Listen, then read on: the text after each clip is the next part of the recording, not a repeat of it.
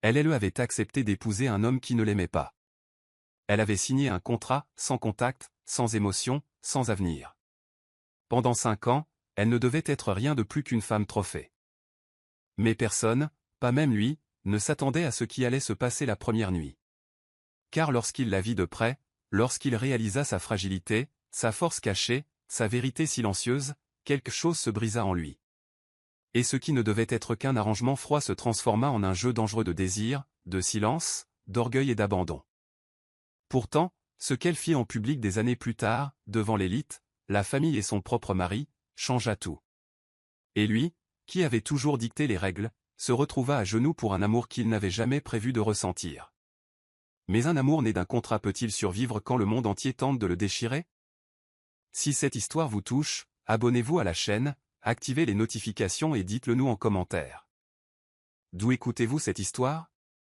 Votre j'aime aide cette chaîne à grandir et à continuer de vous proposer des récits émouvants comme celui-ci. Partagez-le avec quelqu'un de spécial. Le silence dans le hall de marbre du domaine Blackwood n'était pas seulement une absence de bruit, c'était une présence en soi. Olivia Bennet se tenait à l'entrée grandiose dans une simple robe ivoire, rien de plus qu'un murmure de satin. C'était trop élégant pour être décontracté, mais trop modeste pour une robe de mariée. Ses mains tremblaient légèrement alors qu'elle serrait un bouquet de lys cala blanc. Les préférés de sa mère. Elle entendait l'écho de sa propre respiration contre les hauts plafonds voûtés et, à cet instant, tout le poids de l'accord qu'elle avait signé pesait sur ses épaules comme des chaînes invisibles. Quelques heures plus tôt, elle était devenue Olivia Blackwood, mais de nom seulement. À 22 ans, Olivia avait grandi entourée de vignobles, son monde empli du parfum terreux des raisins, des vents doux de Charleston et de rêves trop fragiles pour survivre à la dure réalité de la faillite financière. La mort inattendue de son père avait laissé derrière elle non seulement du chagrin, mais une montagne de dettes impayées qui menaçaient d'engloutir les vignobles Bennet, l'âme de l'héritage familial. Richard Blackwood était entré dans sa vie, non pas comme un homme, mais comme une solution. Il avait 38 ans, c'était un PDG milliardaire réputé intouchable, calculateur et dénué d'émotion. La presse le surnommait « l'homme de glace de Wall Street ». Les actionnaires louaient sa capacité à prendre des décisions impitoyables sans sourciller. Les femmes l'admiraient de loin, toujours de loin. Personne ne l'approchait. Et c'était exactement ce qu'il voulait. Leur union n'avait rien à voir avec la romance et tout à voir avec l'image. Richard avait besoin d'une femme, non par amour ni pour la compagnie, mais pour faire taire les rumeurs, calmer les membres du conseil d'administration et maintenir l'illusion de stabilité que Wall Street réclamait désespérément. Olivia devait sauver sa maison, sa mère et le dernier fragment de la mémoire de son père qui n'avait pas encore disparu. Le contrat était clair. 5 ans de mariage. Pas d'amour, pas de passion, pas d'intimité physique, aucune implication émotionnelle. Un arrangement parfaitement orchestré d'apparence, de séances photos et de civilité glaciale. Au terme du contrat, un divorce discret et une généreuse compensation. Personne n'était censé tomber amoureux. Olivia avait accepté, non par ambition, mais par désespoir, et peut-être avec l'espoir silencieux de pouvoir endurer 5 années d'engourdissement émotionnel en échange d'une vie de paix par la suite. Elle se souvenait du moment où elle avait signé les papiers. Richard l'avait à peine regardé, son costume parfaitement repassé, son stylo glissant sur la ligne de signature comme s'il approuvait une fusion, et non le destin d'une personne. Quand vint son tour, elle avait hésité une seconde, et il l'avait remarqué. « Vous n'êtes pas obligé de faire ça », avait-il dit d'un ton plat, sans lever les yeux, mais si vous le faites, comprenez ce que cela implique. Je ne suis pas le genre d'homme qui change les règles à mi-chemin. Ces mots résonnaient à ses oreilles alors qu'elle traversait le long corridor vers l'aile du domaine qui lui avait été assignée. Le personnel avait reçu l'ordre de la traiter avec formalité, sans chaleur. Elle dînerait seule. Elle assisterait aux événements requis. Et la plupart des nuits, elle dormirait dans une chambre qui ressemblait plus à une suite d'hôtel qu'à un lieu de repos. Les quartiers de Richard se trouvaient à l'opposé du manoir. Elle l'avait aperçu brièvement lors de la cérémonie, une affaire privée à laquelle n'assistaient que des avocats, un juge et un photographe. Il était apparu immaculé dans son costume noir sur mesure, pas un cheveu qui dépasse, pas une lueur d'émotion alors qu'il glissait la bague à son doigt. Il n'y avait eu ni baiser, ni musique. Seulement le bruit des signatures et la finalité de vœux prononcés comme des clauses juridiques. Désormais, debout dans sa nouvelle chambre, froide, immaculée, décorée de tons neutres et pâles sans aucune trace de personnalité, Olivia ressentait un étrange mélange de sécurité et de tristesse. Le contrat lui avait acheté du temps, une protection et un avenir pour sa famille, mais il lui avait coûté quelque chose qu'elle ne pouvait nommer, quelque chose de sacré. Elle ouvrit la fenêtre, laissant entrer l'air du soir. Le parfum du jasmin nocturne flottait, se mêlant au faible bourdonnement des lumières de la ville au loin.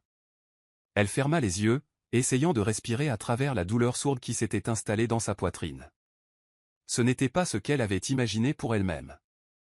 Jeune fille, elle avait rêvé de lettres d'amour, de longues promenades sous les étoiles et du frisson d'un premier baiser qui signifiait quelque chose. Mais ce soir, elle était une épouse de nom seulement, mariée à un homme qui avait clairement fait comprendre qu'il voulait sa présence, mais pas son cœur. Et pourtant, il y avait eu quelque chose, une étincelle, quand il l'avait aidée à monter dans la voiture après la cérémonie. Leurs mains s'étaient effleurées. Son contact avait été froid, précis, mais s'était attardé une demi-seconde de plus que nécessaire. Ses yeux, habituellement d'acier froid, avaient hésité, comme s'ils enregistraient la douceur de sa peau. Était-il possible qu'il ait ressenti quelque chose, ou n'était-ce que sa propre naïveté cherchant de la chaleur dans un endroit qui n'en donnerait jamais? On frappa à la porte, la faisant sursauter. C'était un coup doux, poli, presque hésitant. Madame Blackwood, fit une voix. Ce n'était pas Richard, mais la gouvernante. Monsieur Blackwood m'a demandé de vous rappeler que le dîner sera servi à 20h dans la salle à manger de Lelay, tenue de soirée exigée. Olivia acquiesça silencieusement, bien que personne ne pût la voir, et se tourna vers le miroir. Madame Blackwood. Ce titre semblait irréel. On aurait dit un costume, quelque chose qu'elle portait pour le spectacle, pas pour le sens. Elle toucha le pendentif en argent à son cou, le dernier cadeau de son père, et murmura « J'ai fait ça pour nous, papa. J'espère que c'était le bon choix. » Elle s'habilla en silence, choisissant une robe bleu pâle qui complimentait ses yeux, mais la faisait ressembler davantage à une poupée de porcelaine qu'à une femme.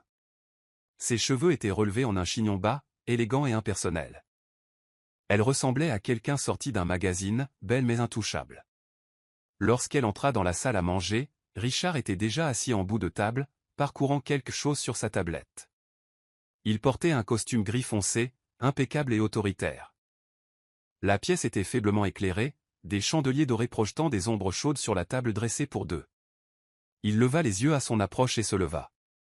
Un geste si inattendu qu'elle en marqua une pause. « Olivia, dit-il, sa voix basse, indéchiffrable. Vous êtes convenable. » Convenable. Pas belle, pas éblouissante, juste convenable. Elle hocha la tête, prenant place en face de lui. La distance entre eux semblait se compter en kilomètres. L'air était rempli du cliquetis de l'argenterie et de silence. Ils échangèrent peu de mots, des questions polies sur son vol, le vignoble, ses projets. Aucune mention de la cérémonie, aucun commentaire sur l'anneau qui encerclait maintenant son doigt comme une menotte délicate. Mais vers la fin du repas, quelque chose dans l'attitude de Richard changea. Il la regarda, puis détourna les yeux comme s'il était déchiré entre ses propres règles et quelque chose d'autre qui s'agitait sous la surface. « J'espère que la chambre est satisfaisante, demanda-t-il finalement. « Oui, merci, répondit Olivia, sa voix calme mais douce. Si vous avez besoin de quoi que ce soit, vous pouvez parler à Madame Langlais, elle s'assurera de votre confort. » Elle acquiesça de nouveau, n'attendant rien de plus. Mais alors qu'elle se levait pour partir, il la surprit. « Olivia, dit-il, et pour la première fois, il y avait une trace d'humanité dans sa voix. Demain, je ferai préparer une voiture pour vous emmener en ville. Si vous avez besoin de quoi que ce soit, vêtements, matériel, des choses pour vous sentir. Chez vous, vous pouvez les obtenir. » Elle se tourna pour lui faire face, essayant de lire le message tacite dans ses yeux. « Merci, murmura-t-elle, ne sachant que dire d'autre. En quittant la pièce, elle ne put s'empêcher de se demander, était-ce de la gentillesse ou du contrôle? Ou l'homme de glace commençait-il à fondre? Le couloir était faiblement éclairé, bordé d'appliques anciennes qui vacillaient doucement alors qu'Olivia marchait vers sa chambre. Les talons de ses chaussures cliquetaient doucement contre le parquet poli, résonnant dans le hall comme un murmure. Elle s'était changée après le dîner, troquant la robe bleue glaciale pour quelque chose de plus confortable. Pas de la lingerie, mais une robe de chambre en coton délicat brodée de minuscules vignes le long de l'ourlet, douce, simple, pure. Elle n'avait aucune intention d'inviter autre chose que la solitude ce soir. C'était sa nuit de noces, mais il n'y aurait aucune célébration, aucune musique douce, aucune déclaration murmurée, juste le poids d'un contrat entre eux, gravé dans le silence. Elle se tenait de nouveau près de la fenêtre, attirée par l'air libre. Dehors, le jardin était calme sous le clair de lune, les haies soignées projetant de douces ombres sur les allées de pierre. La nuit portait le parfum des roses et de la pluie de fin d'été, cela aurait dû être romantique, mais la chambre derrière elle restait froide. Elle ignorait pourquoi son cœur battait si fort. Peut-être était-ce l'épuisement, peut-être était-ce la question obsédante de tout à l'heure, le geste de Richard au dîner lui offrant la liberté de se sentir chez elle était-il une lueur de gentillesse, ou toute autre chose? Olivia secoua la tête et essaya de chasser les pensées qui tournaient en boucle. Elle passa ses doigts dans ses cheveux, les laissant tomber librement sur ses épaules. Cela faisait du bien de se défaire de la formalité, d'être simplement soi-même. Puis on frappa à la porte. Pas la gouvernante cette fois. Un coup différent, plus lent, plus bas, hésitant. Elle se retourna. La porte s'ouvrit d'un pouce, puis de deux. Richard entra sans attendre de réponse, vêtu d'un pantalon noir et d'une chemise blanche impeccable, déboutonnée au col. Pas de cravate, pas de veste, ses manches étaient retroussées. L'homme qui portait habituellement le masque tranchant du commandement semblait maintenant presque humain, presque perdu. « J'aurais dû appeler d'abord, dit-il calmement. Elle ne parla pas, elle n'en avait pas besoin.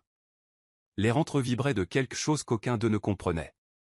Tension, curiosité, quelque chose d'innommé. Il avança, fermant la porte derrière lui. Ses yeux parcoururent la pièce, puis se posèrent sur elle.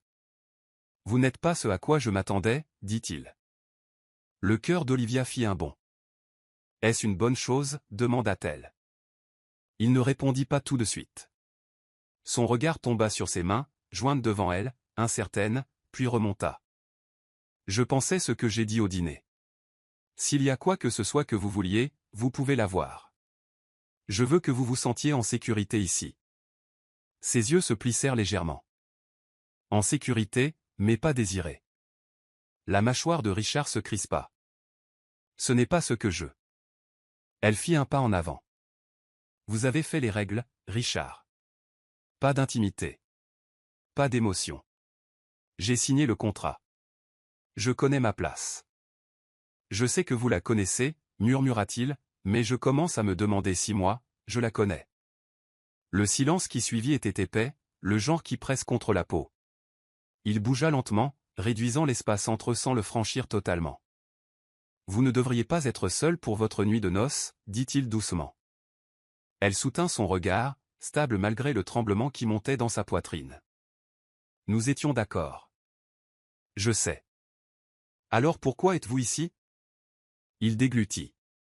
Quelque chose vacilla dans son expression. Pas du désir, pas exactement. De la faim, oui. Mais plus profond. Une sorte de douleur. Une sorte de nostalgie qu'il n'avait pas prévu de ressentir. Je vous ai vu ce soir, dit-il, la voix plus basse maintenant. Pas juste la fille qui a signé le contrat. J'ai vu une femme qui se porte avec grâce. Avec dignité. Une force tranquille. Elle ne répondit pas. Je n'aurais jamais pensé que cela compterait, poursuivit-il, la voix tendue. Mais ça compte. Elle sentit son souffle se bloquer dans sa gorge. Pas à cause des mots, mais parce qu'il les pensait. Je ne demande rien, dit-il, s'approchant enfin. Mais si je pars maintenant, je le regretterai. Je resterai éveillé à me demander ce qui se serait passé si j'étais resté. Sa voix était à peine un murmure. Et si vous restez? Il marqua une pause. Je pourrais oublier le contrat. Sa main chercha la sienne, et quand leurs doigts se touchèrent, ce n'était pas brutal. C'était révérencieux.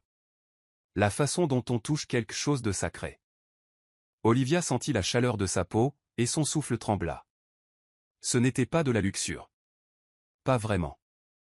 C'était l'insoutenable proximité d'être vu. Quand il se pencha, ce ne fut pas soudain. Ses yeux posèrent une question silencieuse, et elle donna une réponse silencieuse en ne reculant pas.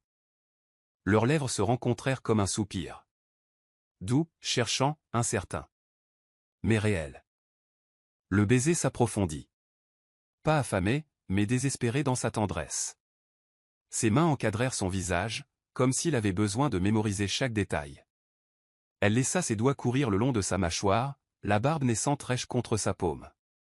Il n'y avait pas de précipitation, pas de force. Juste le déploiement tranquille de quelque chose qu'aucun d'eux n'attendait. Il se recula un instant, son front reposant contre le sien. Son souffle était irrégulier. « Dites-moi de partir » chuchota Théil. Elle ferma les yeux. « Je ne veux pas que vous partiez. » Il laissa échapper un son discret, mi-soulagement, mi-aveu, et l'embrassa à nouveau, plus lentement cette fois.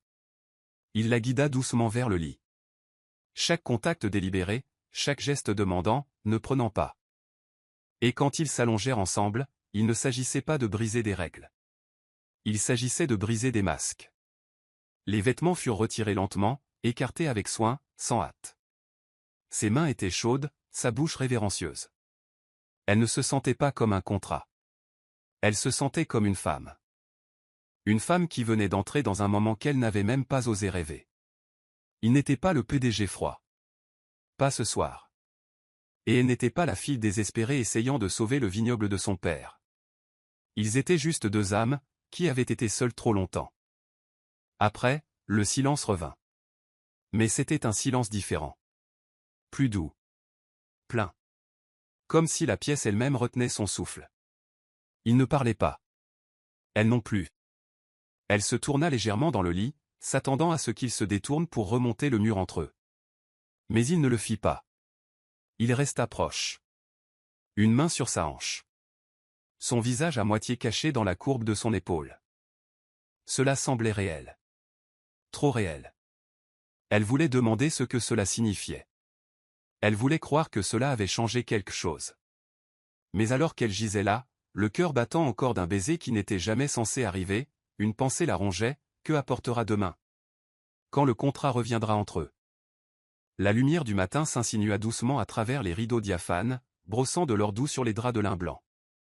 Olivia remua. Sa peau était encore chaude là où son toucher s'était attardé des heures auparavant.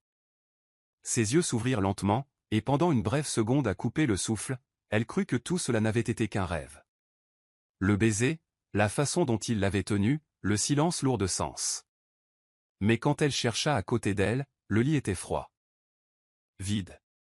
Ses doigts ne saisirent que du lin et de l'absence. Elle s'assit, les draps s'amassant autour de sa taille, et regarda autour de la pièce. Aucun signe de lui. Aucun bruit de pas. Aucune odeur persistante d'eau de Cologne. Juste le bourdonnement tranquille du domaine s'éveillant à un nouveau jour, comme si de rien n'était. Comme si la nuit qu'ils avaient partagée n'avait jamais existé. Elle pressa sa main sur ses lèvres, se souvenant encore de la façon dont il l'avait embrassée, non pas comme un homme accomplissant un devoir, mais comme quelqu'un goûtant à la vulnérabilité pour la première fois. Chaque contact, chaque murmure avait semblé honnête, tendre, humain. Alors pourquoi avait-il disparu avant le lever du soleil? Elle se leva lentement, enveloppant la robe de chambre autour d'elle alors qu'elle marchait pieds nus vers la fenêtre. Dehors, le monde était déjà en mouvement, les jardiniers s'occupant des pelouses, le personnel se déplaçant avec une efficacité silencieuse. La vie continuait, indifférente à la douleur qui fleurissait dans sa poitrine. On frappa doucement à la porte. Ce n'était pas Richard. C'était Madame Langlais, tenant un plateau en argent avec du thé et des fraises fraîches. « Bonjour Madame Blackwood » dit-elle avec son sourire poli habituel. « Monsieur Blackwood m'a demandé de vous informer qu'il est déjà parti pour le bureau. Il ne rentrera que tard ce soir. » Olivia hocha lentement la tête. Sa voix se coinça quelque part dans sa gorge. A-t-il dit autre chose? La gouvernante hésita. Seulement que votre emploi du temps reste inchangé. Vous êtes invité à utiliser la voiture si vous souhaitez aller en ville. C'était tout. Pas de note. Pas de message. Pas d'explication. La porte se referma, et avec elle, le silence devint plus fort. Olivia retourna vers le lit et s'assit lentement, serrant la robe plus fort contre elle. Quelque chose en elle, quelque chose de doux et d'espoir, se fissura. Elle connaissait le contrat par cœur. Elle avait accepté les termes. Elle n'avait jamais espéré l'amour. Elle ne l'avait jamais demandé. Mais il était venu à elle. Il était resté. Il l'avait touchée comme si elle comptait. Et maintenant, il était parti. Les heures s'écoulèrent lentement. Elle s'habilla. Elle erra un peu dans les couloirs. Mais partout où elle allait, elle se sentait comme un fantôme dans sa propre vie. Une femme qui avait brièvement goûté à la connexion, pour se la voir arrachée sans avertissement. Lorsque le soir arriva, le ciel peint de traînées de rose et de gris, Olivia sentit quelque chose de plus froid commencer à s'installer dans sa poitrine. Pas de la colère. Pas encore. Juste de la confusion. Une blessure silencieuse qui creusait plus profond qu'elle ne voulait l'admettre. Elle décida d'attendre dans le bureau. Peut-être qu'il rentrerait à la maison. Peut-être qu'il la regarderait comme il l'avait fait la veille. Peut-être qu'il expliquerait. L'horloge grand-père sonna à 10 heures. Aucun signe de lui. À 10h30, elle entendit le bruit lointain de pneus sur le gravier. Une portière de voiture. Des pas. Et puis rien. Elle se leva, marcha vers le couloir et le trouva là, desserrant sa cravate, les yeux sombres d'épuisement. « Richard » dit-elle doucement. Il leva les yeux. Pendant une fraction de seconde, quelque chose traversa son visage. De la surprise, peut-être. Ou du regret. Mais cela disparut rapidement. « Je ne m'attendais pas à ce que tu m'attendes, dit-il. J'avais besoin de te parler. » Il soupira, passant une main dans ses cheveux. « Olivia. Quoi que tu penses qu'il s'est passé hier soir. » Elle se figea. « Quoi que tu penses qu'il s'est passé. » Il évitait son regard. C'était une erreur. Les mots la frappèrent comme une gifle. Vif. Soudain. Froid. Elle cligna des yeux. Une erreur? J'ai rompu l'accord. Je n'aurais pas dû venir dans ta chambre. J'ai baissé ma garde et ça n'arrivera plus. Elle s'approcha, sa voix tremblante. Tu es venu vers moi, tu m'as embrassé, tu as demandé à rester. Ne transforme pas ça en quelque chose que j'ai imaginé. Je ne le fais pas, dit-il. Son ton était plat. Mais c'était quand même un manque de jugement. C'est tout. Un manque de jugement, murmura-t-elle, l'incrédulité serrant sa poitrine. Tu m'as regardé comme si j'étais plus qu'un contrat. Ses yeux se posèrent sur les siens. Puis se détournèrent.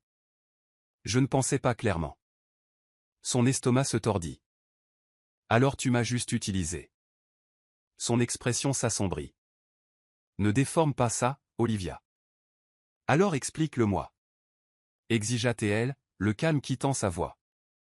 Aide-moi à comprendre comment tu passes de me tenir dans tes bras comme si j'étais la seule personne au monde, à prétendre que ça n'est jamais arrivé. Silence. Il ne dit rien. Et ce silence était pire que n'importe quelle excuse qu'il aurait pu donner. Elle prit une lente inspiration, se forçant à ne pas pleurer, pas ici, pas maintenant. Je n'ai rien demandé de tout ça, dit-elle, la voix basse. Tu as fait les règles. Je les ai suivies. Tu les as brisées. Et maintenant, c'est moi qui paie pour ça. Son visage était illisible. Son silence impénétrable. Finalement, il dit. Je pense qu'il vaut mieux que nous gardions nos distances. Les émotions compliquent les choses. Nous avons un accord. Et j'ai l'intention de l'honorer. Elle le fixa, le cœur battant d'incrédulité. Alors ne t'approche plus jamais de moi comme ça, dit-elle, la voix tremblante mais forte. Je ne le ferai pas, répondit-il. Elle passa devant lui, le bruit de ses pieds nus résonnant dans le couloir. Et pour la première fois depuis son entrée dans cette maison, elle ne se sentit pas fragile. Elle ressentit quelque chose de plus tranchant, une étincelle de feu sous la douleur. De retour dans sa chambre, elle ferma la porte derrière elle et s'appuya contre, les yeux brûlants. Elle avait fait le choix de se donner à lui, non par obligation, mais par confiance. Et il l'avait pris, puis jeté dans l'ombre comme si cela ne signifiait rien. Mais Olivia Bennett n'était pas faite d'ombre.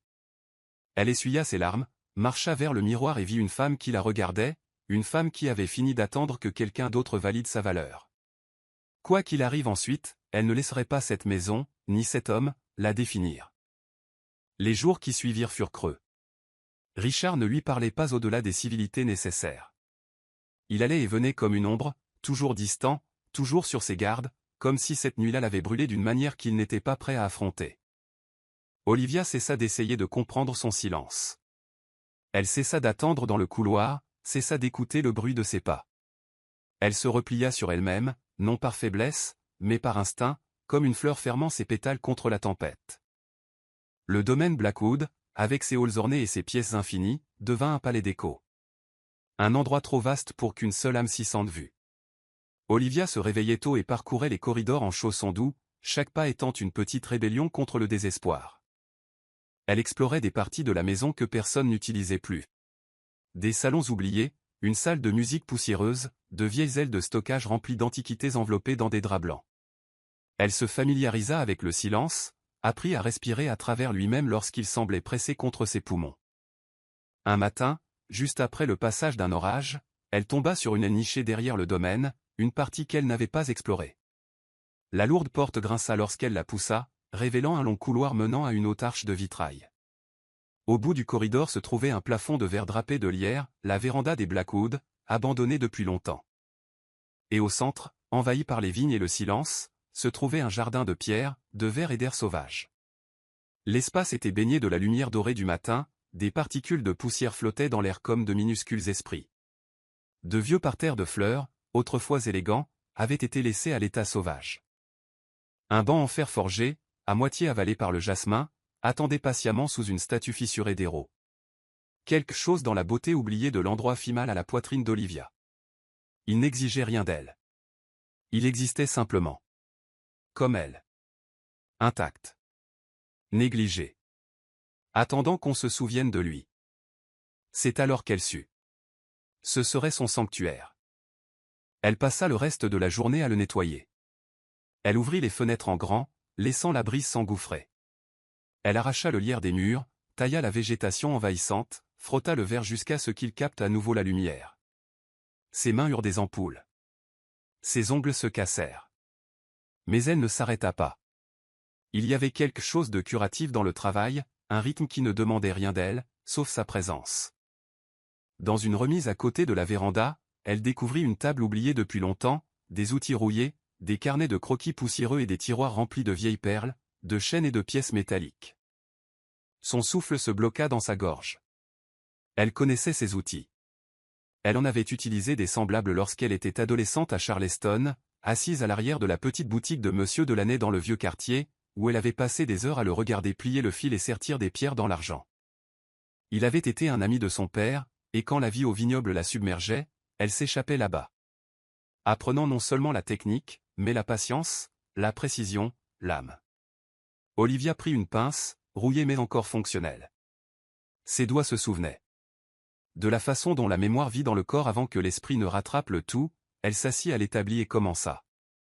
Au début, c'était juste un jeu, réarranger des perles, tordre des fils en forme, laisser ses doigts bouger sans attente, mais bientôt les heures disparurent dans la création.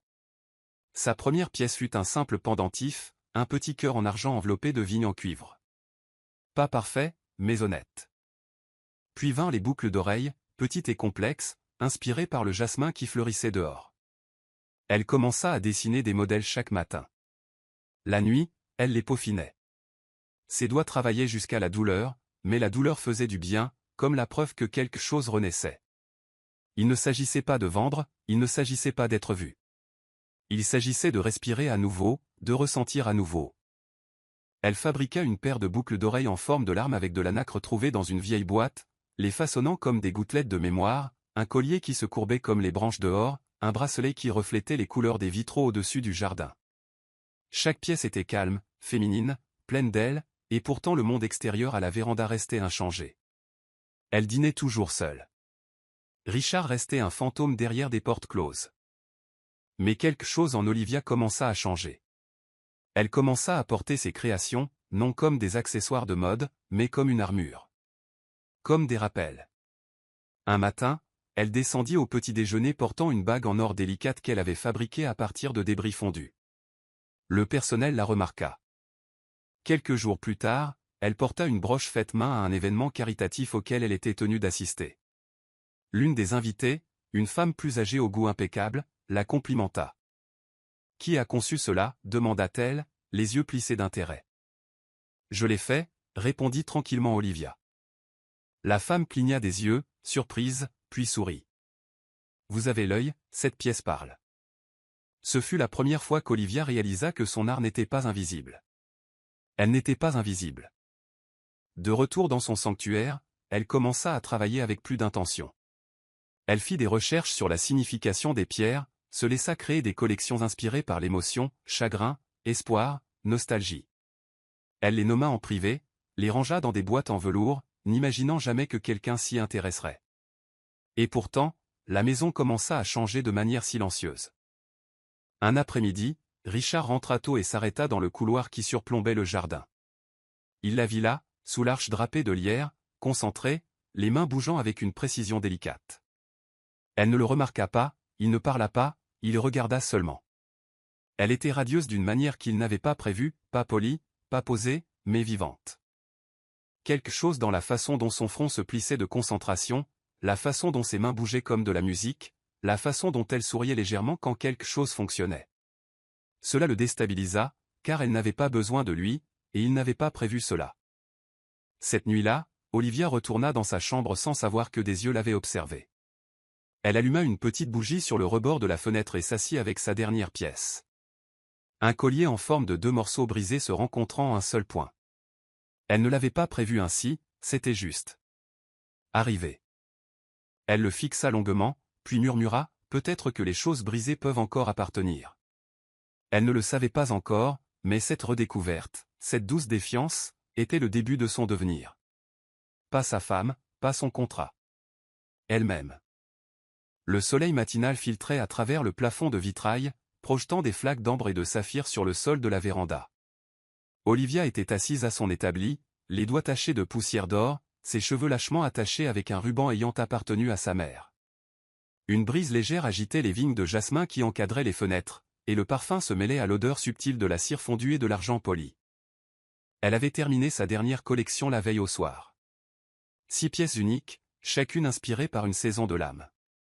Éclosion était un pendentif en forme de rose bourgeonnante, ses pétales façonnés en tourmaline rose. Tempête était une paire de boucles d'oreilles aux angles vifs, sombres d'onyx et de fer. Quiétude, un bracelet de pierre de lune et de fil fin, évoquait les nuits calmes et le chagrin sans mots. Elle avait nommé la série Lumière de l'âme, bien que personne d'autre qu'elle ne le sache encore. Olivia ne cherchait pas de validation, plus maintenant. Son art était devenu quelque chose de personnel, un endroit où déposer ce qu'elle ne pouvait dire à voix haute. La nuit où elle pleurait en silence, la douleur d'être à la fois épouse et étrangère dans sa propre maison, la force qu'elle avait trouvée dans la solitude. Mais le destin, semblait-il, avait d'autres plans. Cela commença par une rencontre imprévue. Un après-midi, on demanda à Olivia d'assister à un déjeuner au jardin, organisé au domaine Blackwood. Une formalité, un rassemblement d'épouses de directeurs et de mondaines, le genre d'événement que Richard évitait habituellement, mais pour lequel il insistait sur la présence d'Olivia. Elle portait une robe en soie crème, élégante mais sobre. Autour de son cou, elle attacha Éclosion, le pendentif qu'elle avait fabriqué au premier jour de sa redécouverte. Elle n'essayait pas de faire une déclaration. Elle ne voulait juste pas se sentir invisible. La réaction fut immédiate. Quelques minutes après son arrivée, une femme en tailleur bleu marine s'approcha d'elle avec un regard perçant et un sourire curieux. C'était Evelyn Hart, l'épouse de Gregory Hart, l'un des plus anciens partenaires de Blackwood Global. « Ma chère, dit Evelyn, levant légèrement sa coupe de champagne. Où avez-vous eu ce collier ? Olivia cligna des yeux. Je l'ai fait. Vous l'avez fait ? Ses yeux s'agrandirent. Vous voulez dire, dessiné et fabriqué ?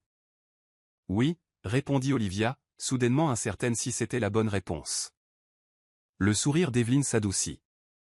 C'est exquis. Il a de l'émotion. Pas juste du design. Où avez-vous appris ? Olivia hésita. Une petite boutique à Charleston. Quand j'étais plus jeune, je m'y suis juste remise récemment.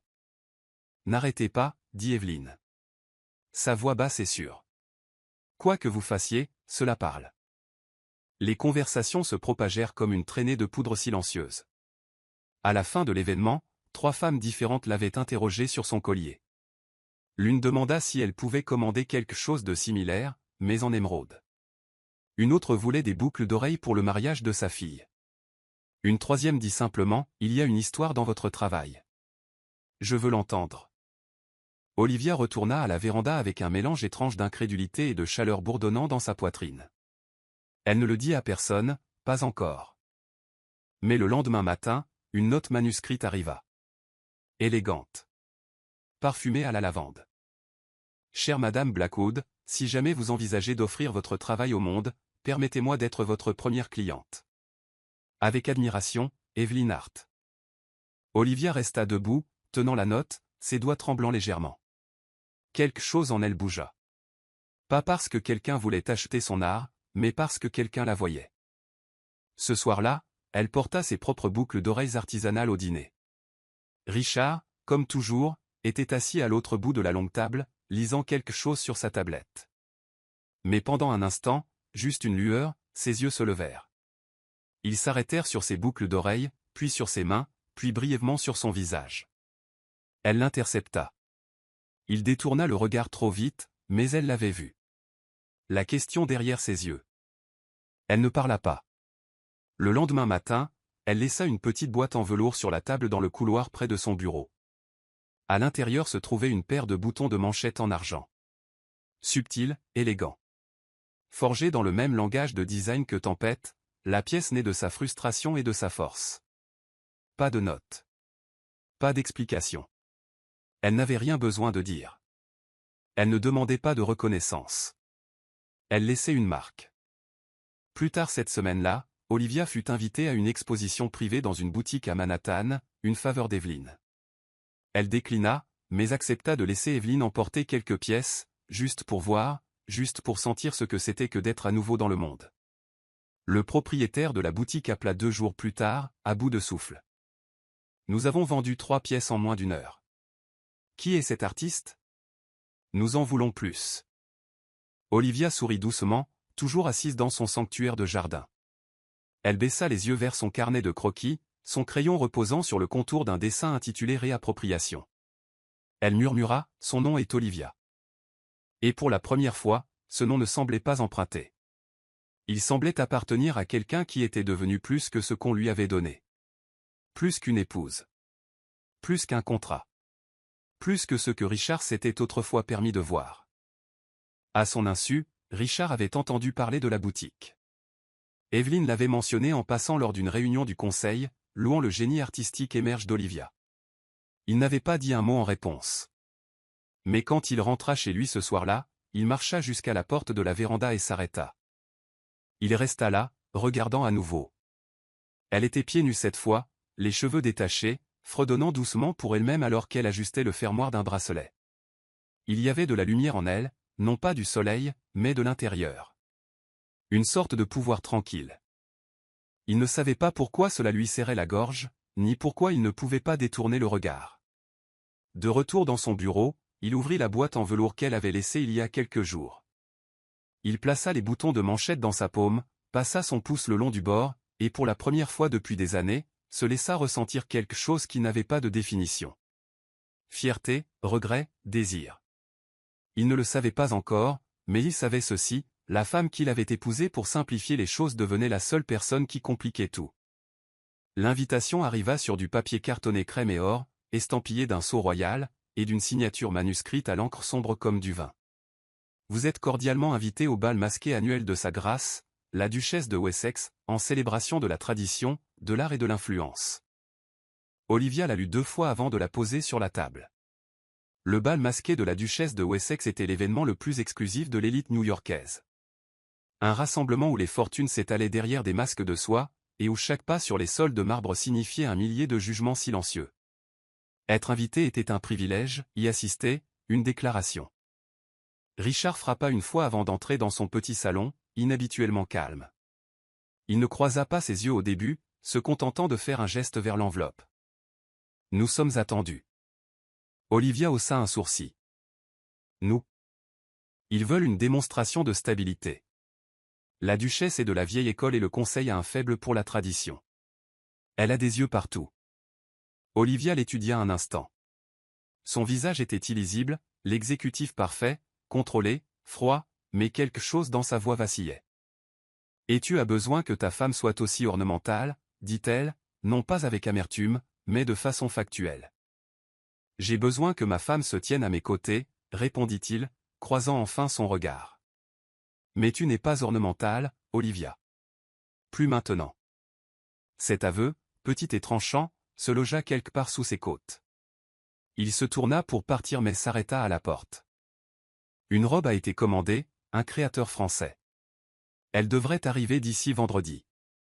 Elle attendit qu'il soit parti avant de retourner à la véranda, son refuge. Les battements de son cœur résonnaient encore à ses oreilles. Une robe avait été commandée, mais ce ne serait pas la robe qu'elle porterait. Cette nuit-là, elle ouvrit le coffre où elle gardait ses créations les plus personnelles, celles qu'elle n'avait jamais eu l'intention de vendre. Des pièces faites avec des émotions si brutes qu'elles ressemblaient à des pages arrachées de son propre journal intime. À partir de celle-ci, elle commença à esquisser une vision, non pour le monde, mais pour elle-même. Elle n'entrerait pas dans cette salle de bal comme l'ombre de la réputation de Richard Blackwood. Elle entrerait en tant qu'Olivia. Elle travailla 3 jours d'affilée, dessinant, fabriquant, ajustant. La robe qu'elle choisit finalement était sobre, d'un vert émeraude profond avec une silhouette épurée, mais c'étaient les bijoux qui racontaient l'histoire.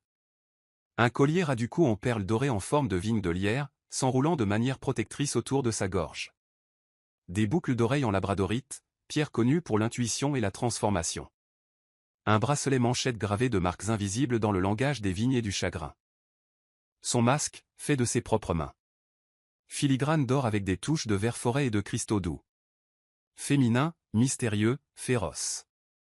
Lorsque la voiture arriva, Olivia y monta sans fanfare. Richard attendait à l'intérieur, impeccablement vêtu d'un costume noir sur mesure avec un demi-masque argenté.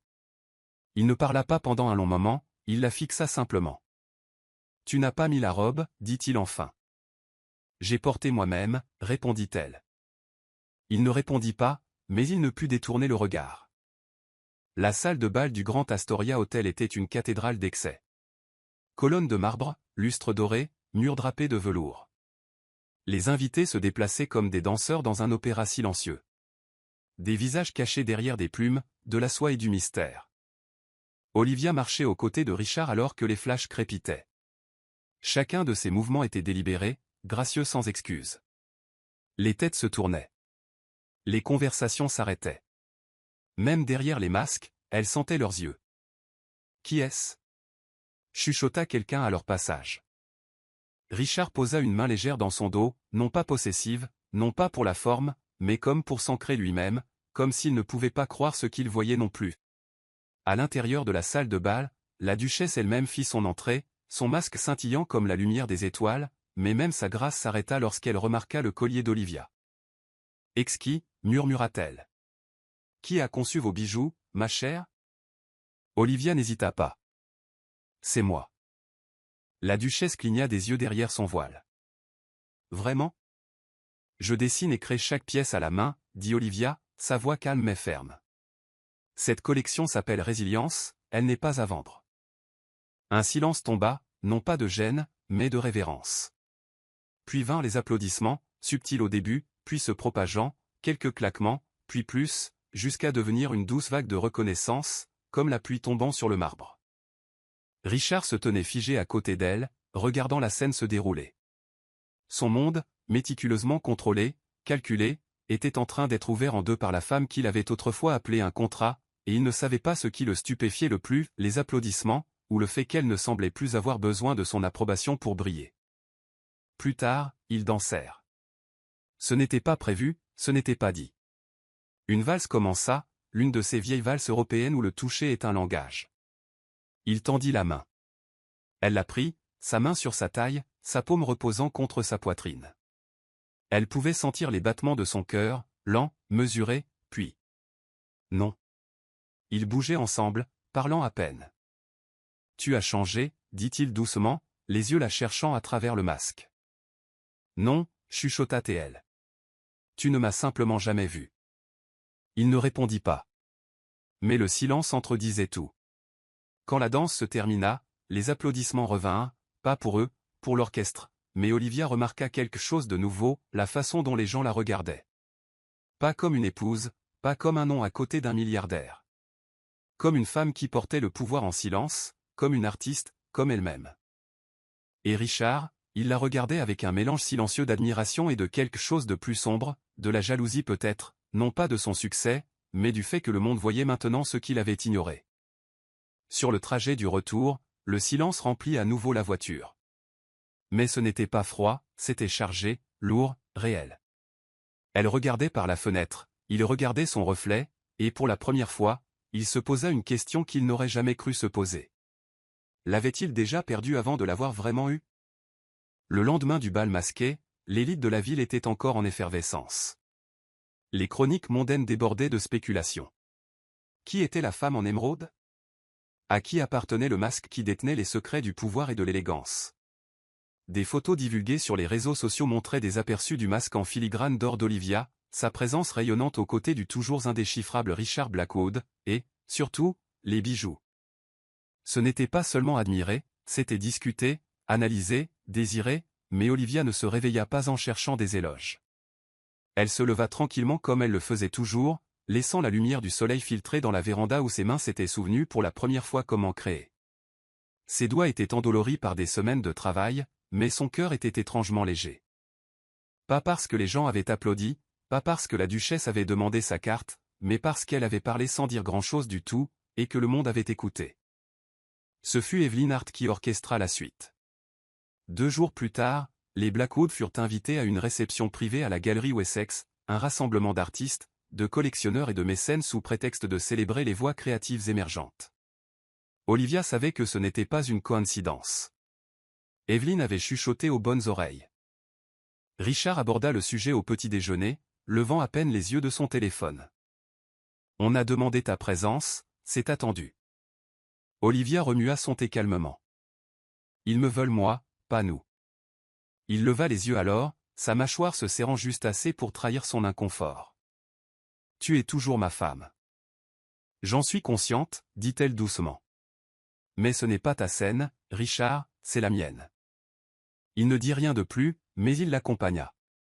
L'événement était plus petit que le bal masqué, mais non moins élégant.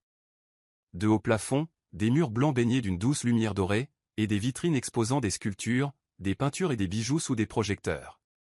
Les pièces d'Olivia avaient été disposées sur des plateaux de velours au CEN. Et la lumière de l'âme, le vrai contrat. La galerie était silencieuse. Chaque pièce était étiquetée discrètement, artiste, Olivia Bennett Blackwood, collection, lumière de l'âme. Les invités déambulaient, flûte en cristal à la main, admirant non seulement le savoir-faire, mais aussi l'émotion que chaque pièce évoquait. Il régnait dans la salle une révérence, une compréhension tacite que ce n'était pas de simples accessoires. C'étaient des confessions coulées dans le métal et la pierre.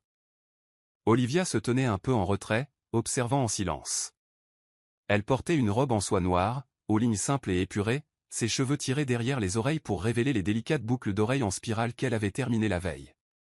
La même femme qui s'était autrefois sentie minuscule dans le domaine des Blackwood se tenait maintenant droite, sous des lumières qui réchauffaient sa peau et son âme. Ce fut Evelyn qui la tira vers l'avant. « Tu dois parler » chuchota-t-elle. « Ils demandent qui a fait ça. »« Je leur ai déjà dit. »« Tu dois le dire à voix haute. » Un conservateur s'avança, faisant un geste vers le centre de la pièce. « Mesdames et messieurs, » commença-t-il. « J'ai eu l'honneur de présenter de nombreux créateurs, mais ce soir, nous accueillons une femme dont le travail parle non seulement de beauté esthétique, mais de vérité émotionnelle. S'il vous plaît, Madame Blackwood, si vous voulez bien. » Tous les regards se tournèrent vers elle. Olivia n'hésita qu'une seconde. Puis elle s'avança, calme, sereine, rayonnante d'une manière qui ne criait pas, mais chuchotait la vérité. Elle s'éclaircit la gorge, la voix douce mais inébranlable. « J'ai créé ces pièces, dit-elle, chacune de mes propres mains. Non pas dans un atelier à Paris, ni dans un laboratoire, mais dans un coin oublié de ma maison où je me suis souvenu de qui j'étais. » Silence. Puis, lentement, les applaudissements éclatèrent. Pas bruyants, pas forcés. Des applaudissements respectueux, authentiques. Richard se tenait au fond de la salle, à moitié dans l'ombre, l'observant. Il l'avait déjà entendu parler aux actionnaires, polie, scriptée, prudente. Mais ça? C'était une femme bien dans sa peau, sans script, sans faux semblant, juste de la puissance. Il ne pouvait nier la fierté qui fleurissait dans sa poitrine, ni la chaleur qui l'accompagnait. La fierté se transforma en quelque chose de plus serré. De la jalousie. Non pas de son succès, mais du fait que cette version d'Olivia, cette force d'éclat tranquille, avait grandi sans lui, sans ses conseils, sans sa permission. Elle ne le regardait plus comme si elle essayait de le comprendre, elle ne le regardait plus comme si elle avait besoin de lui. Une fois les applaudissements retombés, un groupe de femmes se rassembla autour d'Olivia, conservatrice, designer, galeriste, posant des questions, faisant des offres, suggérant des collaborations. Certaines la connaissaient depuis des mois comme la femme de Richard Blackwood. Mais maintenant, elle la voyait, elle. L'une d'elles se pencha et demanda avec un sourire en coin, « Qu'est-ce qui vous a poussé à créer à nouveau ?» Olivia sourit, les yeux brillants de quelque chose de plus profond que la défiance. J'avais besoin de me rappeler qui j'étais avant de devenir l'idée que quelqu'un d'autre se faisait de moi. Cette phrase ondula à travers le groupe comme le son d'une cloche. Richard l'entendit aussi. Elle résonna dans ses côtes comme une vérité qu'il ne voulait pas affronter. Sur le chemin du retour, le silence dans la voiture était différent. Lourd, mais pas froid. Elle regardait par la fenêtre. Il regardait ses mains, ces mêmes mains qu'il avait autrefois touchées avec hésitation, et qui se mouvaient maintenant à travers le monde avec conviction. « Tu as été remarquable ce soir, dit-il finalement. »« Merci, répondit-elle. Il marqua une pause. Je ne réalisais pas. Elle se tourna vers lui. Tu ne réalisais pas quoi? Que tu avais ça en toi. Elle haussa un sourcil. Ou que je n'avais pas besoin de toi pour le trouver. Il tressaillit, juste légèrement, mais suffisamment. Le reste du trajet se passa en silence. Lorsqu'ils retournèrent au domaine, elle marcha devant, sans l'attendre. Dans le couloir sombre, elle s'arrêta un instant, se retournant. Tu m'as dit un jour que tu ne changeais pas les règles, dit-elle. Mais je pense que tu n'as juste jamais su à quel point les règles ne se sont jamais appliquées à moi. Puis elle disparut dans le couloir. Richard resta seul, son cœur résonnant du bruit de ses pas, ne sachant pas si l'admiration qu'il ressentait maintenant arrivait trop tard. La maison était calme quand Olivia revint de la galerie.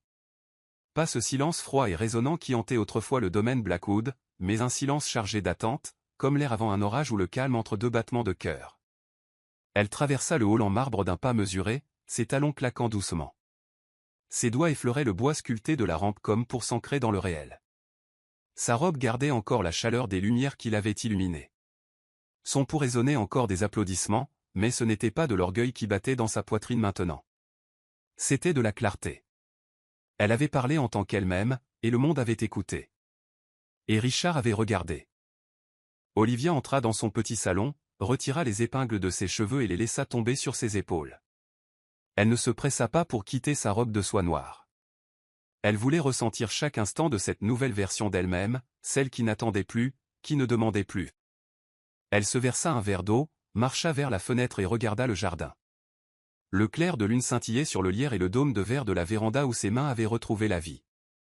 Pour la première fois depuis leur nuit de noces, elle sentit quelque chose remuer au fond de sa poitrine.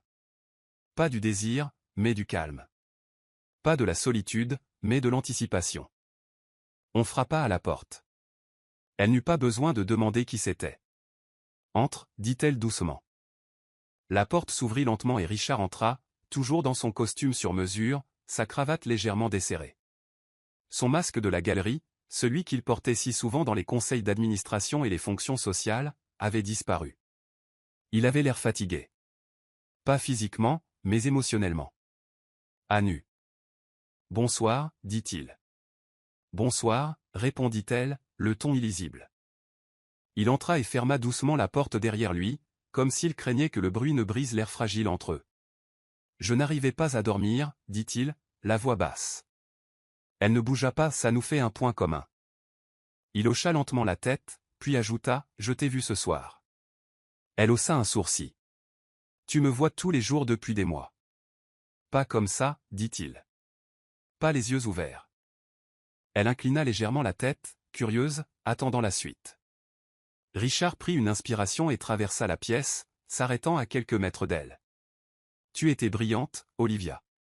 Pas juste belle, pas juste posée. Tu étais puissante. J'ai passé ma vie entourée de gens qui veulent quelque chose de moi, et ce soir j'ai réalisé que j'ai passé des mois marié à quelqu'un qui n'a jamais rien demandé, et qui m'a pourtant donné tout ce dont j'ignorais avoir besoin. Sa gorge se serra. Il continua, la voix plus douce maintenant. J'ai bâti toute cette vie autour du contrôle, autour de la logique. Je pensais que si je gardais tout en ordre, rien ne pourrait me blesser. Je pensais que l'amour était une distraction, que la vulnérabilité était une faiblesse. Mais ensuite, tu es arrivé. Elle ne dit rien. Il fit un pas de plus, et soudain le silence commença à ressembler à une punition. Et ton absence, même quand tu étais dans la même pièce, semblait plus forte que n'importe quel bruit. Les yeux d'Olivia brillèrent. J'ai essayé de te repousser, admit-il. J'ai essayé de me convaincre que ce qui s'est passé cette nuit-là, la première nuit, n'était qu'une erreur. Que je pouvais redevenir l'homme qui ne ressentait rien.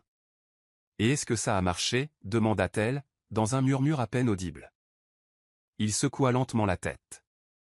Non. Ça m'a brisé. Les mots atterrirent entre eux comme une confession. Il s'approcha encore, à quelques centimètres d'elle, la voix tremblante. Je ne sais pas à quoi tout cela est censé ressembler. Je n'ai pas les réponses. Mais je sais que je ne veux plus prétendre que tu es juste une partie d'un contrat. Je te vois, Olivia.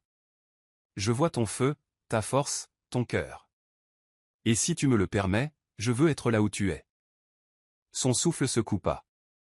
Ce soir, dit-il, la voix se brisant, je ne veux pas dormir seul. Pas parce que j'ai besoin de réconfort, mais parce que je veux te choisir. Pleinement. Sans règle.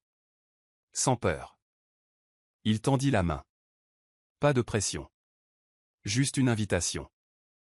Elle regarda sa main un long moment, cette même main qui avait autrefois tenu un stylo pour l'entraîner dans une vie d'accords froids. Mais ce soir, elle offrait autre chose. La confiance. Elle la prit. Leurs doigts s'entrelacèrent, et la pièce sembla expirer avec eux. Il la conduisit doucement vers la chambre. Pas d'urgence, pas de précipitation. Il l'aida à sortir de sa robe comme s'il déballait quelque chose de sacré, ses gestes révérencieux, son toucher lent. Elle défit les boutons de sa chemise, ses doigts effleurant la cicatrice près de son épaule, celle sur laquelle elle n'avait jamais posé de questions. Il la laissa le toucher, la laissa le voir vraiment, pour la première fois. Ils bougèrent ensemble lentement, non pas comme des étrangers, ni comme des amants liés par un contrat, mais comme deux personnes se délestant de leur dernière couche d'armure.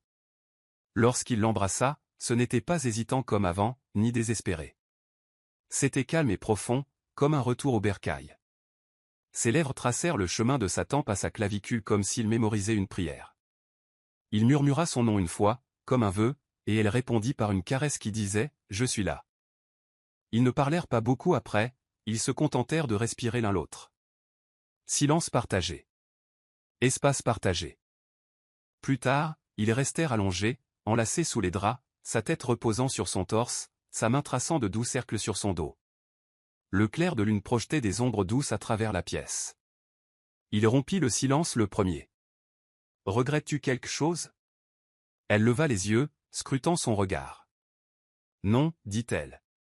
Pas même les pires moments. Parce qu'ils nous ont menés ici. » Il embrassa son front, et pour la première fois depuis leur rencontre, elle le sentit expirer totalement, comme si un millier de chaînes invisibles venaient de tomber. Dehors, le vent agitait le lierre sur les fenêtres. À l'intérieur, pour la première fois, deux personnes autrefois liées par le devoir avaient trouvé quelque chose qui ne pouvait être écrit dans aucun accord, un commencement. Mais même dans cette quiétude, une question demeurait, non dite, mais flottant entre leurs corps, l'amour serait-il suffisant quand le reste du monde viendrait frapper à la porte ? Les jours qui suivirent leur deuxième nuit ensemble se déployèrent comme des pétales au printemps, calmes, délibérés, inattendus. Pas de grandes déclarations, pas de feux d'artifice, juste le dénouement simple et tranquille de deux âmes qui avaient enfin baissé leur garde. Olivia se réveilla le lendemain matin dans les bras de Richard, non pas dans un palais de doute, mais dans la quiétude de quelque chose de réel. Il ne se précipita pas pour quitter le lit. Il ne se retira pas dans le silence. Il resta. Quand elle ouvrit les yeux, il l'observait déjà, sa main écartant une mèche de cheveux de sa joue comme si c'était la chose la plus naturelle au monde. « Bonjour » chuchota-t-il. Elle sourit. « Bonjour. » Ils prirent le petit déjeuner ensemble pour la première fois sans faux semblant. Pas à l'autre bout d'une longue table comme des étrangers, mais dans la petite véranda du couloiret. Il fit le café, elle prépara les toasts. Il y eut des moments maladroits. Richard n'avait aucune idée de comment faire fonctionner le grille-pain antique, mais ils rirent. Ils rirent vraiment. C'était domestique. Réel. Et Richard, l'homme qui orchestrait autrefois chaque instant de sa vie comme une partie d'échecs, commença à lâcher prise. Il annula 2 réunions ce jour-là, l'emmena se promener à travers les sentiers du vignoble en bordure du domaine, une partie de la propriété qu'il n'avait pas visitée depuis des années. Alors qu'il marchait parmi les vignes, il posa des questions sur ses créations. Pas des curiosités polies, de vraies questions. « Qu'est-ce qui inspire la forme de tes pendentifs » demanda-t-il sincèrement. Elle sourit. L'émotion. Parfois le chagrin. Parfois la joie. Parfois le silence. Il la regarda avec un mélange d'admiration et de culpabilité. « J'aurais aimé savoir ça plus tôt. »« Tu ne voulais pas savoir, » dit-elle sans amertume, mais avec vérité. Et il hocha la tête, l'acceptant. Ce soir-là, elle l'invita dans son monde. Elle l'emmena dans la serre, son lieu sacré, lui montra le carnet de croquis qu'elle avait caché pendant des mois, les pièces d'essai qui n'avaient jamais été portées, le collier qu'elle avait fabriqué la nuit après qu'il l'eût laissé seul, une fragile branche d'argent tordue en boucle, intitulée « Excuse inachevée ». Il le tint dans sa main, sans voix. « Je ne réalisais pas que je faisais partie de ton travail, » dit-il. « Tu en as toujours fait partie, » répondit-elle. « Même quand tu n'étais pas là. » Il la regarda, une tristesse silencieuse dans les yeux, puis reposa le collier et embrassa l'intérieur de son poignet, lentement, délibérément. Comme s'il s'excusait sans mots. À partir de ce jour, quelque chose de fondamental changea. Richard commença à travailler de la maison plus souvent. Il déplaça ses réunions en fin d'après-midi pour pouvoir prendre le petit déjeuner avec elle. Il s'asseyait parfois près d'elle dans la serre, sans parler, existant simplement dans son espace. Il commença même à dessiner une fois. Mal. Elle rit quand il lui montra son dessin tordu et maladroit d'un bracelet. Mais il sourit quand même. « Je dessine une pièce pour ma terrifiante épouse, » dit-il. Elle haussa un sourcil. « Terrifiante ?» Il sourit largement. « Tu me terrifies, de toutes les bonnes manières possibles. » Il n'était pas parfait. Il apprenait encore à être vulnérable. Parfois, elle le surprenait à se retirer dans le silence, surtout quand le monde extérieur réclamait à nouveau son armure. Mais la différence maintenant, c'est qu'il revenait toujours, et qu'elle l'attendait toujours. Ensemble, ils créèrent de nouveaux rituels. Des promenades de minuit dans le jardin, lire sur le même canapé, pieds emmêlés sous une couverture commune, vin tardif et vieux disques, blagues privées, elle fredonnant en travaillant, lui volant des baisers entre 2 appels téléphoniques. Un après-midi, elle le surprit à fixer un tableau au-dessus de la cheminée dans le grand hall, une œuvre sombre et morose remplie de nuages d'orage et d'un unique oiseau argenté en plein vol.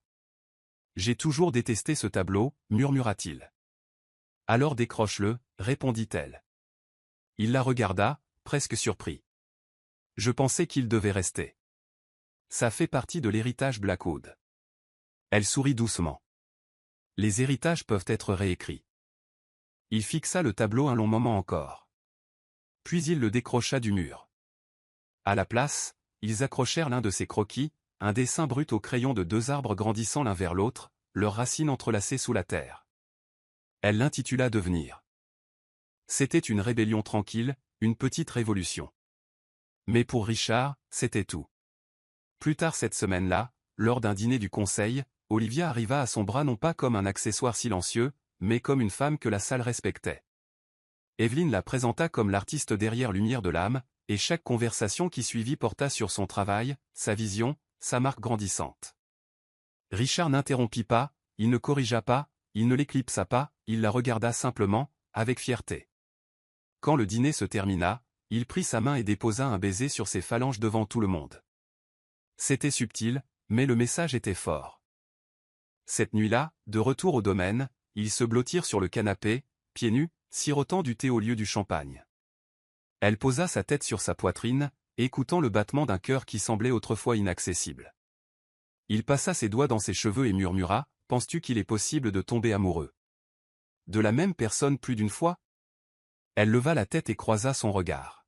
« Je pense que nous sommes encore en train de tomber. » Il sourit, pas ce sourire poli qu'il portait dans les salles de réunion, mais celui qu'elle avait appris à chérir. Celui qui n'apparaissait que lorsqu'il ne se sentait pas observé. « J'avais l'habitude de penser que l'amour rendait faible, » dit-il. « Maintenant je pense que c'est peut-être la seule chose qui nous rend forts. » Ils restèrent là, enveloppés d'une chaleur tranquille, sans contrat, sans règles, juste deux personnes découvrant ce que signifiait être choisies, non par obligation, mais depuis le plus profond d'eux-mêmes. Et alors que le feu crépitait à côté d'eux, Olivia chuchota, « Je suis heureuse que tu aies brisé les règles. » Il embrassa sa tempe, la serrant contre lui. Et pour une fois, Richard Blackwood, l'homme qui avait bâti un empire sur la logique et le contrôle, se sentit entièrement, et sans excuse, humain. Mais aucun d'eux ne savait qu'à l'extérieur des murs de leur sanctuaire, de nouvelles ombres se formaient. Vieux fantômes, secrets de famille, et un nom qu'Olivia n'avait pas entendu depuis des années étaient sur le point de revenir. Le premier véritable défi ne vint pas du monde extérieur, mais de l'intérieur de la famille. L'invitation était adressée avec le genre de calligraphie qui ne pouvait appartenir qu'à une seule personne, Margaret Blackwood, la tante de Richard, la matriarche de la famille et la gardienne autoproclamée du patrimoine et des convenances. Une veuve sans enfant mais avec beaucoup d'opinion, elle vivait dans une maison de ville en marbre dans l'Upper East Side, entourée de portraits à l'huile, de porcelaine fine et d'un sentiment de supériorité impossible à ignorer. Dîner, samedi, 20 heures précises, tenue formelle. Pas de signature, juste un ordre. Olivia n'avait rencontré Margaret qu'une seule fois, brièvement lors de la cérémonie de mariage. La femme avait hoché la tête en silence, ses yeux la scannant comme une œuvre d'art dont elle n'était pas tout à fait sûre de l'authenticité. Depuis lors, pas un mot. Richard tenait l'invitation dans sa main, les sourcils froncés. « Tu n'es pas obligé d'y aller, dit-il. » Olivia la lui prit et la relut. « Si, je dois y aller. » Il la regarda. « Elle n'est pas facile.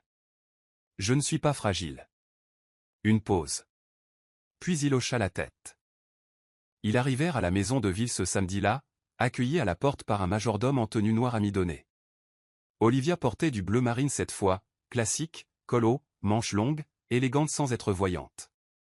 Autour de son cou, elle portait sa dernière création, un collier d'or et de grenats entrelacés, subtil mais fort. Un design qu'elle appelait enraciné. Le message n'était pas pour la mode. C'était une armure. À l'intérieur, la maison sentait le bois ciré et le vieil argent. La salle à manger était éclairée par un lustre plus vieux que la plupart des pays. Margaret se tenait en bout de table, un verre de Porto à la main, ses cheveux argentés tirés en un chignon parfait. « Richard, dit-elle froidement. Vous êtes en retard. » « Nous sommes à l'heure, répondit-il en s'avançant. Elle se tourna vers Olivia. « Ma chère, dit-elle, d'une voix doublée de velours et de couteau. Comme vous avez l'air. Artistique. » Olivia sourit poliment. « Merci. C'est le but. » Le dîner commença par une conversation rigide. La table était longue, couverte de cristal et de porcelaine blanche. Quelques autres invités avaient été conviés, des membres de la famille éloignée, des cousins, un ambassadeur à la retraite, tous vêtus de ton gris, sirotant leur vin comme des sacrements, et tous observaient Olivia. Certains posaient des questions, polies et calculées. Alors, la bijouterie? Est-ce un passe-temps ou une diversion? J'ai entendu dire que vous viviez dans un vignoble. C'était terriblement rustique, non? Est-il difficile de s'adapter à ce niveau de société? Chaque mot était trempé de civilité, mais Olivia entendait le sous-texte, « Tu n'es pas à ta place ici. Tu n'es pas l'une des nôtres. » Elle répondit avec grâce, humour et intelligence. Mais Margaret ne souriait jamais. Elle observait simplement, sirotant son vin avec une lente précision. Et puis, ça arriva. Au dessert, des poires pochées et du silence, Margaret posa sa fourchette et regarda directement Olivia. J'imagine que cela a été une transformation de devenir Madame Richard Blackwood. Olivia hocha lentement la tête. À bien des égards, oui. Mais je ne suis pas devenu quelqu'un d'autre, juste davantage moi-même. Margaret inclina la tête. C'est peut-être la chose la plus dangereuse qu'une femme puisse dire dans une pièce comme celle-ci. Un silence suivit, tranchant, tendu. Puis vint une voix basse, ferme, inébranlable. Elle n'est pas dangereuse, dit Richard. Elle est exceptionnelle. Tous les regards se tournèrent vers lui. Margaret arqua un sourcil. Oh. Il posa son verre et se pencha légèrement en avant. Olivia ne s'est pas mariée dans cette famille pour le privilège. Elle n'a pas changé de nom pour gagner un accès. Elle s'est comportée dans chaque pièce où je l'ai vue entrer avec plus d'élégance, de retenue et d'intégrité que la plupart des gens assis à cette table.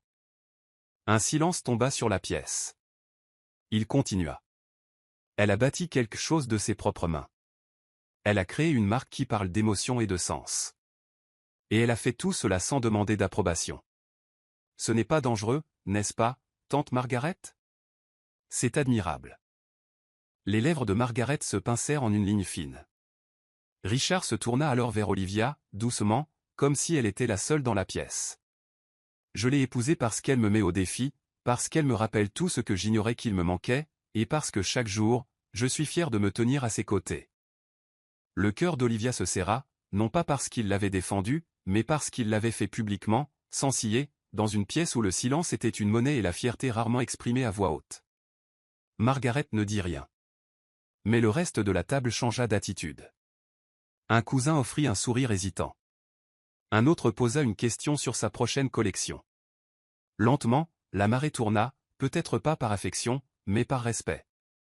Plus tard dans la soirée, après le départ des invités et la récupération des manteaux, Margaret s'approcha d'Olivia près de la cheminée. « Vous êtes plus forte que vous en avez l'air, dit-elle calmement. J'ai dû l'être. Margaret hocha la tête une fois. Assurez-vous qu'ils s'en souviennent. Et sur ce, elle s'éloigna. Dans la voiture sur le chemin du retour, Olivia resta silencieuse un moment, puis se tourna vers Richard. Pourquoi as-tu dit tout ça?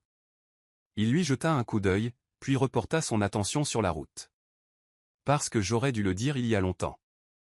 Elle chercha sa main, entrelaça ses doigts avec les siens, et dans ce petit geste sous le ciel nocturne, ils scellèrent un nouveau type de promesse, non pas à l'encre, non pas par une cérémonie, mais par l'action. Ils avaient traversé le feu et en étaient sortis côte à côte. Mais le monde n'avait pas fini de les tester.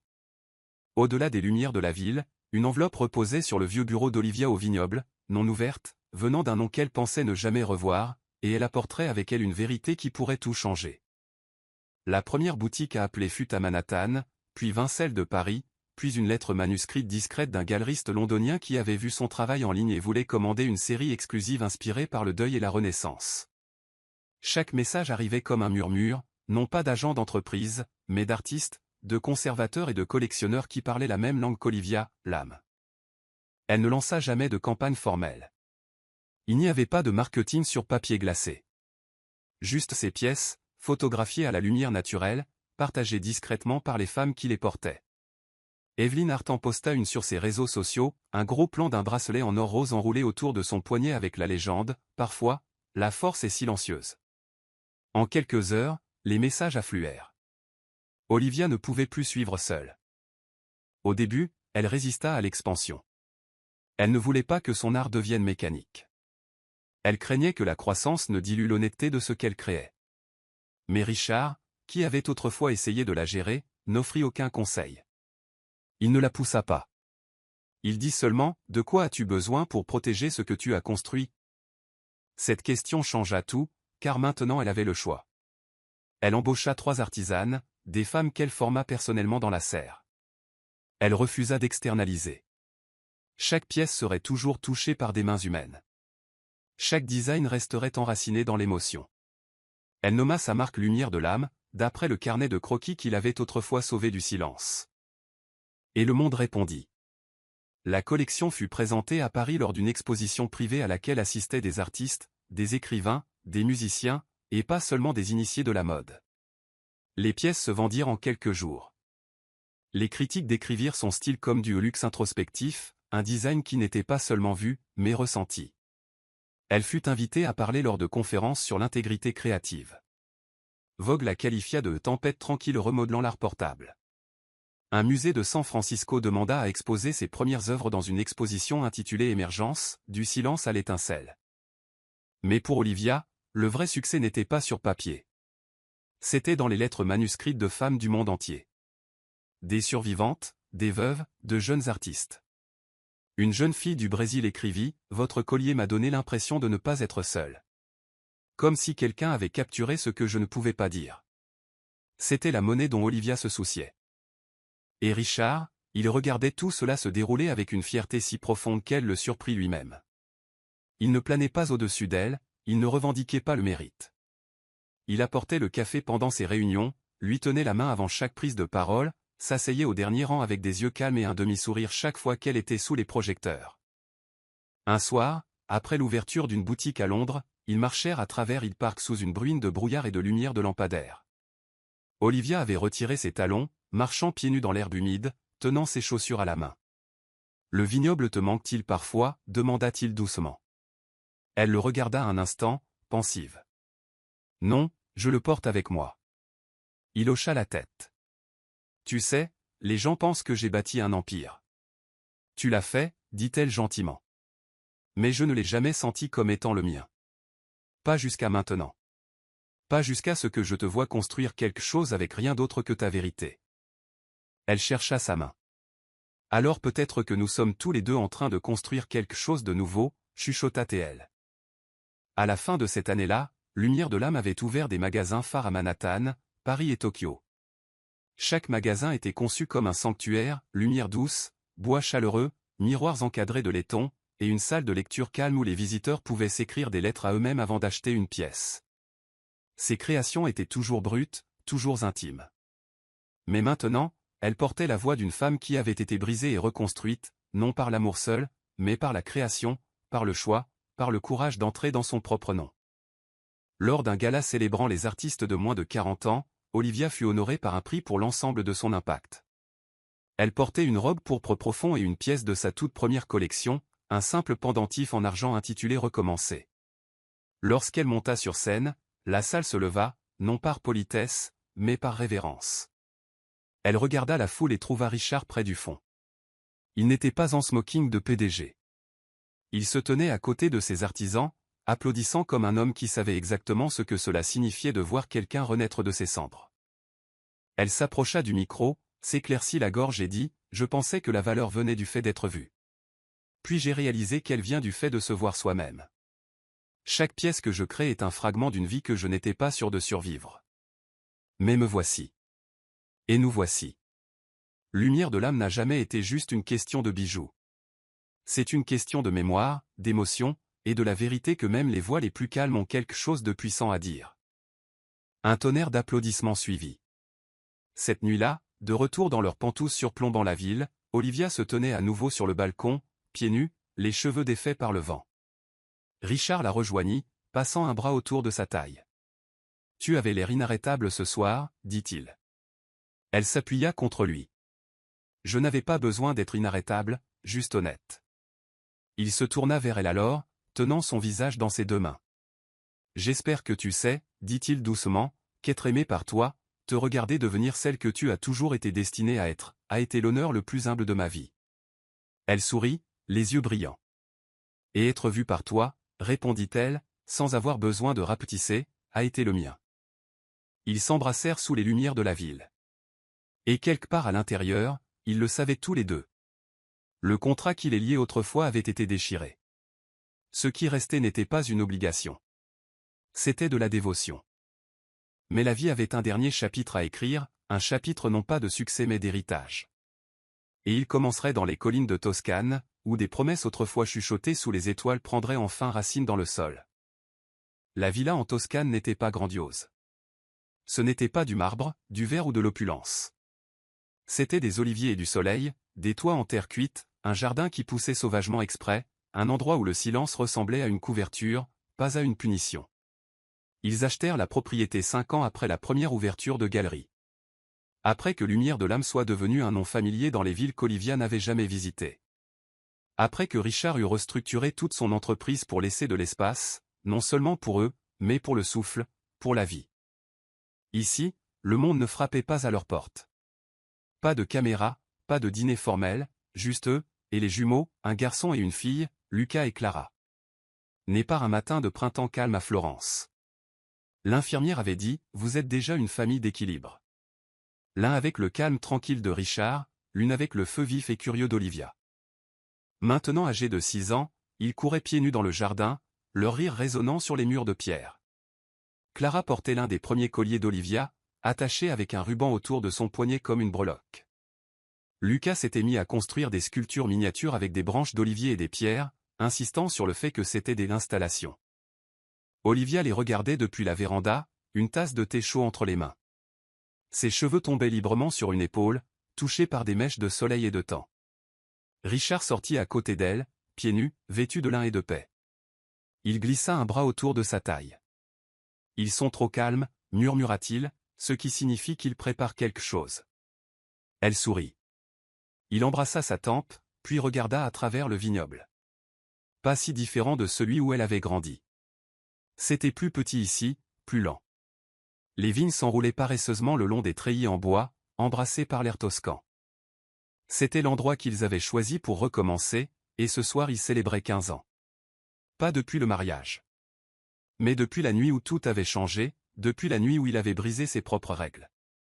Il n'y avait pas de fête formelle, pas de grands gestes, juste un dîner sous le figuier, des bougies dans de vieilles bouteilles de vin, de la musique s'échappant d'un vieux tourne-disque, les enfants endormis, l'odeur de la lavande dans la brise. Olivia portait une robe blanche douce, pas de chaussures. Autour de son cou pendait recommencé, le même pendentif qu'elle avait porté lors de sa première cérémonie de remise de prix, maintenant légèrement usé, mais plus significatif que jamais. Richard versa le reste du vin dans leur verre et s'assit en face d'elle. Ils ne parlèrent pas au début, ils n'en avaient pas besoin. Il la regardait à la lueur des bougies, la façon dont ses yeux brillaient alors qu'elle regardait vers les collines assombries. Elle était plus âgée maintenant, lui aussi. Mais il y avait une richesse dans sa présence, le genre qui ne s'efface pas avec le temps mais s'approfondit seulement. Finalement, il fouilla dans sa poche et sortit quelque chose de petit, un morceau de papier. Elle haussa un sourcil. Un autre contrat? Il sourit et le lui tendit. Ce n'était pas un parchemin légal, juste une page déchirée d'un de ses carnets de croquis. Dessus, de son écriture manuscrite, moi, Richard Blackwood, accepte de passer le reste de ma vie à faire ce qui suit, t'aimer bruyamment quand tu en as besoin, calmement quand tu n'en as pas besoin, soutenir ton feu, protéger ton silence, et me souvenir toujours que tu n'as jamais été à moi pour être contrôlé, seulement à moi pour être chéri. Ses yeux s'emplirent de larmes. Elle le regarda, sans voix, puis plia le papier et le pressa contre sa poitrine. « J'accepte » chuchota-t-elle.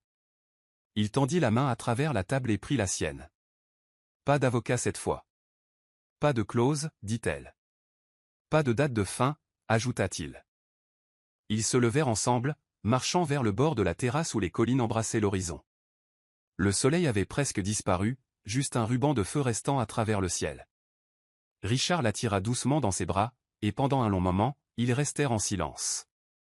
Puis il dit, à peine audible, « Tu es mon vrai contrat, Olivia. » Pas écrit à l'encre, mais dans le temps, dans les moments, dans tout ce qui est venu après que les règles ont été brisées. Elle s'appuya contre lui, sa tête contre sa poitrine. Et ce contrat, finit-il, durera pour toujours. Ils s'embrassèrent sous le ciel toscan, non pas comme des amants désespérés de commencer, mais comme des âmes sœurs qui avaient déjà traversé la tempête et trouvé refuge l'une dans l'autre. Derrière eux, le vent bruissait à travers les vignes, devant eux, l'éternité s'étendait large et dorée, et au milieu se trouvait l'amour. Calme. Profond. Inébranlable. Tous les amours ne commencent pas par un « je t'aime ». Certains commencent par le silence. La distance. Un contrat signé par peur, non par désir. Mais quand deux âmes sont destinées à se rencontrer, aucune règle, aucun orgueil, aucun temps ne peut se mettre en travers de leur chemin. Olivia et Richard ont prouvé que le véritable amour ne vient pas de la perfection, mais du courage de se mettre émotionnellement à nu, d'aimer avec des défauts, de recommencer, même quand tout semble brisé. Et vous, avez-vous déjà aimé quelqu'un au-delà des règles? Vous êtes-vous déjà senti piégé dans un contrat émotionnel que vous n'aviez pas choisi? Si cette histoire a touché votre cœur, abonnez-vous à la chaîne, activez les notifications et dites-nous dans les commentaires, d'où écoutez-vous cette histoire? Vos j'aime aident cette chaîne à grandir et à continuer de vous apporter plus d'histoires émouvantes comme celle-ci. Partagez avec quelqu'un de spécial.